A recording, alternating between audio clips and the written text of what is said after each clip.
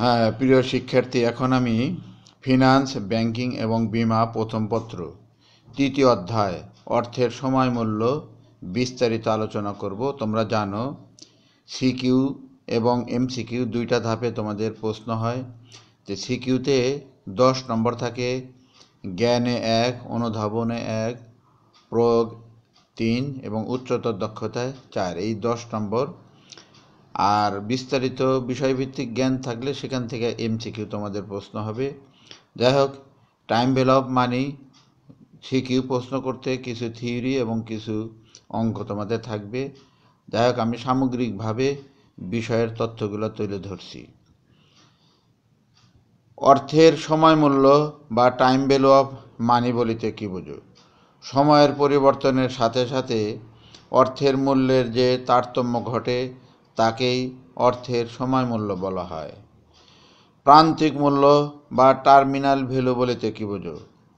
একটা নির্দিষ্ট মেয়াদ শেষে একটা সম্পত্তির যে মূল্য অবশিষ্ট থাকে তাকে প্রান্তিক মূল্য বলা হয়। অর্থের সময় মূল্যের নির্ধারকসমূহ কী কী? Determinants of time value of money: 1. অর্থের পরিমাণ, 2. সময়কাল, 3. সুদের হার। প্রেজেন্ট ভ্যালু বা বর্তমান মূল্য বলিতে কী বোঝো? ভবিষ্যতে প্রাপ্তব্য টাকা একটি নির্দিষ্ট হারে বাটাকরণ করে আজ যে মূল্য পাওয়া যায় তাকে বর্তমান মূল্য বলা হয়। ভবিষ্যৎ মূল্য বা ফিউচার ভ্যালু বলিতে কী বোঝো? বর্তমানে বিনিয়োগকৃত টাকা একটা নির্দিষ্ট হার চক্রবৃদ্ধিকরণ করে ভবিষ্যতে বা নির্দিষ্ট সময় পরে যে মূল্য পাওয়া যাবে তাকে ভবিষ্যৎ মূল্য বলা হয়। চক্রবৃদ্ধিকরণ বা কম্পাউন্ডিং বলিতে কী বোঝো? চক্রবৃদ্ধিকরণ হলো এমন একটি প্রক্রিয়া যার সাহায্যে ভবিষ্যৎ মূল্য বের করা যায়। বাটাকরণ বা ডিসকাউন্টিং বলিতে কী বোঝো? বাটাকরণ হলো এমন একটি প্রক্রিয়া যার সাহায্যে কোনো বিনিয়োগ প্রকল্পের নগদ প্রবাহের বর্তমান মূল্য বের করা যায়। বার্ষিক বৃত্তি বা অ্যানুইটি বলিতে কী বোঝো? যখন একটা নির্দিষ্ট পরিমাণ টাকা নির্দিষ্ট সময় পর পর একটা নির্দিষ্ট সময় পর্যন্ত দেওয়া হয় বা পাওয়া যায় তাকে বার্ষিক বৃত্তি বলা হয়। বার্ষিক বৃত্তির প্রকারভেদ: টাইপস অফ অ্যানুইটি: সাধারণ বার্ষিক বৃত্তি বা দেয় বা অগ্রিম বার্ষিক বৃত্তি। স্বাভাবিক বা সাধারণ বার্ষিক বৃত্তি বা অর্ডিনারি অ্যানুইটি বলিতে কী বোঝো? যদি বছরের শেষে টাকা জমা দেওয়া হয় বা পাওয়া যায় তাকে স্বাভাবিক বা সাধারণ বার্ষিক বৃত্তি বলা হয়। দেয় বা অগ্রিম বার্ষিক বৃত্তি বা অ্যানুইটি ডিউ বলিতে কী বোঝো? যদি বছরের শুরুতে টাকা জমা দেওয়া হয় বা পাওয়া যায় তাকে দেয় বা অগ্রিম বার্ষিক বৃত্তি বলা হয়। বিলম্বিত বৃত্তি বা ডিফার্ড অ্যানুইটি বলিতে কী বোঝো? যে বৃত্তি এখন বা বছর শেষে শুরু না হয়ে বিলম্বে শুরু হয় এবং ভবিষ্যতের একটা নির্দিষ্ট সময় পর্যন্ত চলতে থাকে তাকে বিলম্বিত বৃত্তি বলা হয়। অবিরত বার্ষিক বৃত্তি বা পারপিচুইটি বলিতে কী বোঝো? যখন একটা নির্দিষ্ট পরিমাণ টাকা অসীম সময়ের জন্য দেওয়া হবে বা পাওয়া যাবে তখন তাকে পারপিচুইটি বা অবিরত বার্ষিক বৃত্তি বলা হয়। ঋণ পরিশোধ সূচি অর্থাৎ লোন অ্যামortization শিডিউল বলিতে কী বোঝো? নির্দিষ্ট সময় পর পর নির্দিষ্ট হারে সুদ ও আসল পরিশোধের যে তালিকা তাকে ঋণ পরিশোধ সূচি বলা হয়। রুলস অফ 72 বা বিধি 72 বলিতে কী বোঝো? বিধি 72 হচ্ছে এমন একটা কৌশল যার মাধ্যমে একটা নির্দিষ্ট পরিমাণ টাকা চক্রবৃদ্ধি সুদে কত সময়ে বা কত হারে দ্বিগুণ হবে তা বের করা যায়। ফর্মুলা ফর রুলস অফ 72, বছর বের করার জন্য n = 72 ডিভাইডেড k। সুদের হার বের করার জন্য k = 72 divided by n। Rules of 69 বা বিধি 69 বলিতে কি বোঝো? বিধি 69 হচ্ছে এমন একটি কৌশল যার মাধ্যমে একটা নির্দিষ্ট পরিমাণ টাকা অবিরত চক্রবৃদ্ধি সুদে কত সময়ে কত হারে দ্বিগুণ হবে তা বের করা যায়। ফর্মুলা ফর রুলস অফ 69, বছর বের করার জন্য n = 69 ডিভাইডেড বাই k। সুদের হার বের করার জন্য k = 69 ডিভাইডেড বাই n। নামিক সুদের হার বা নমিনাল অ্যানুয়াল রেট বলিতে কি বোঝো? যদি নির্দিষ্ট হারে আসল টাকার উপর সুদ গণনা করা হয় তাকে নামিক সুদের হার বলে। কার্যকারী সুদের হার বা ইফেক্টিভ অ্যানুয়াল রেট বা সংক্ষেপে EAR বলিতে কি বোঝো? প্রকৃতপক্ষে যে সুদের হার প্রদান করা হয় তাকে কার্যকারী সুদের হার বলে। সাধারণ সুদের হার বা সিম্পল ইন্টারেস্ট রেট বলিতে কি বোঝো? যখন শুধুমাত্র আসল টাকার উপর গণনা করা হয় তখন সেই হারকে সাধারণ সুদের হার বলা হয়। চক্রবৃদ্ধি সুদ বা কম্পাউন্ড ইন্টারেস্ট বলিতে কি বোঝো? চক্রবৃদ্ধি সুদ বলিতে সুদ ও আসল টাকার উপর একত্রে যে সুদ হিসাব করা হয় তাকে বলা হয়। নগদ প্রবাহের মৌলিক ধরন বা basic pattern of cash flows বলিতে কি বোঝো? এককালীন, বার্ষিক ভিত্তি, মিশ্র নগদ প্রবাহ ইত্যাদি। বহুকালীন চক্রবৃদ্ধি বা মাল্টি পিরিয়ড কম্পাউন্ডিং বলিতে কি বোঝো?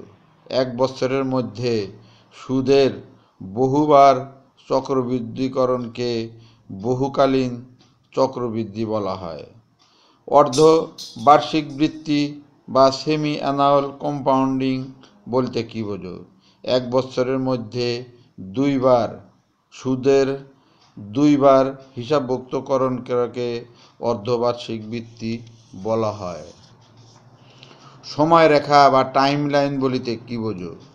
যে আনুভূমিক রেখার মাধ্যমে একটা বিনিয়োগের নগদ প্রবাহ বর্ণনা করা হয় তাকে সময়রেখা বলে। অথবা যে রেখার সাহায্যে সময়ের সাথে অর্থের বর্তমান ও ভবিষ্যৎ মূল্যের অবস্থান দেখানো হয় তাকে সময়রেখা বলে। সময়রেখার দুটি প্রান্ত থাকে, বাম প্রান্ত হচ্ছে বর্তমান এবং ডান প্রান্ত হচ্ছে ভবিষ্যৎ। চিত্রের মাধ্যমে আমরা এটা খুব সহজে দেখাতে পারি। যেমন 10% চক্রবৃদ্ধি সুদে 1000 টাকার বর্তমান ও ভবিষ্যৎ মূল্য আমরা দেখাতে পারি। 1000 টাকা বর্তমান মূল্য 0 থেকে শুরু হয়, 1 বছর পরে 10%-এ 1100 টাকা হয়, 2 বছরে 1210 টাকা হয়, তৃতীয় বছরে 1331 টাকা হয়। অর্থাৎ বর্তমান মূল্য হলে 1000, 3 বছর পরে ভবিষ্যৎ মূল্য হবে 1331 টাকা। অর্থাৎ সময়রেখার মাধ্যমে আমরা চিত্রটা সহজে বুঝতে পারি। মিশ্র নগদ প্রবাহ বা মিক্সড স্ট্রিম বলতে কি বোঝো? যখন ভবিষ্যতে অনেকগুলো নগদ প্রবাহ হয় এবং নগদ প্রবাহগুলো অসমান হয় তাকে মিশ্র নগদ প্রবাহ বলা হয়। সময় পরিবর্তনের সাথে সাথে অর্থের মূল্য কেন পরিবর্তন হয়? মুদ্রাস্ফীতি কিংবা মুদ্রা সংকোচের কারণে অর্থের সময় মূল্যের পরিবর্তন হয়। সুযোগ ব্যয় বলিতে কি বোঝো? দুটি লাভজনক প্রকল্পের মধ্যে অপেক্ষাকৃত অধিক লাভজনক প্রকল্পটি গ্রহণ করার কারণে অপেক্ষাকৃত কম লাভজনক প্রকল্পটি বর্জন করতে হয়। এক্ষেত্রে প্রথম প্রকল্পটির সাপেক্ষে দ্বিতীয় প্রকল্পের লাভজনকতা পরিহারকরণকে সুযোগ ব্যয় বলা হয়। অর্থের ক্রয় ক্ষমতা বলিতে কি বোঝো? কোনো নির্দিষ্ট পরিমাণ অর্থ দ্বারা একটি নির্দিষ্ট পরিমাণ পণ্য বা সেবা প্রাপ্তির ক্ষমতাকে অর্থের ক্রয় ক্ষমতা বলা হয়। মুদ্রাস্ফীতি বলিতে কি বোঝো?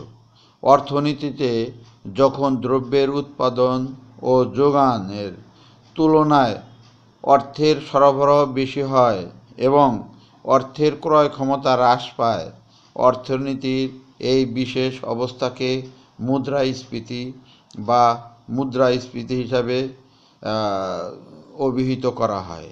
মুদ্রা সংকোচন বা ডিপ্লেশন বলিতে কি বোঝো? মুদ্রাস্ফীতির বিপরীত অবস্থাকে মুদ্রা সংকোচন বলা হয়। এক্ষেত্রে পণ্যের উৎপাদন ও যোগানের তুলনায় অর্থের সরবরাহ কম হয়ে থাকে। মিশ্র বা অসম নগদ প্রবাহ বলিতে কি বোঝো? যখন কোনো প্রকল্প হতে উক্ত প্রকল্পের মেয়াদব্যাপী বিভিন্ন সময়ে ভিন্ন ভিন্ন পরিমাণের নগদ প্রবাহ ঘটে, তখন তাকে মিশ্র বা অসম নগদ প্রবাহ বলা হয়। এককালীন নগদ প্রবাহ বলিতে কি বোঝো? কোনো প্রকল্প হতে যখন একবারই নগদ প্রবাহ ঘটে, তখন তাকে এককালীন নগদ প্রবাহ বলা হয়। অর্থের সময় মূল্যের পরিবর্তনকারী বিষয়াবলী আলোচনা করো। অর্থের সময় মূল্য নির্ণয়ের জন্য প্রধানত তিনটি উপাদান আবশ্যক, যেমন সুদের হার, সময়কাল এবং বছরে চক্রবৃদ্ধির সংক্ষেপে আমরা এম বলি।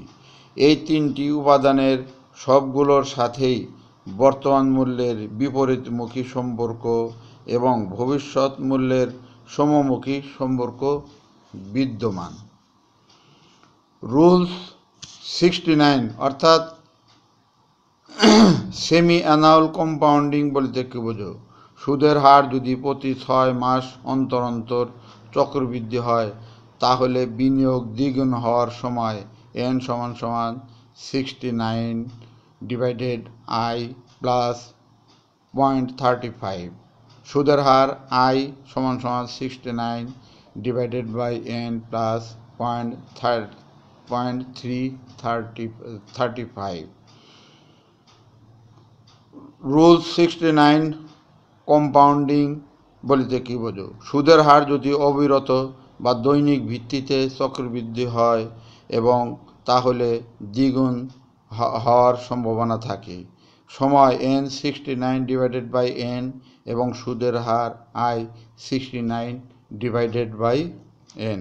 অর্থের মূল্য নির্ধারণের ক্ষেত্রসমূহ: জমাকৃত অর্থের ভবিষ্যৎ মূল্য নির্ধারণ, প্রকল্প মূল্যায়ন, ঋণ দান, বিনিয়োগ মূল্যায়ন, বীমা পলিসি নির্ধারণ ইত্যাদি।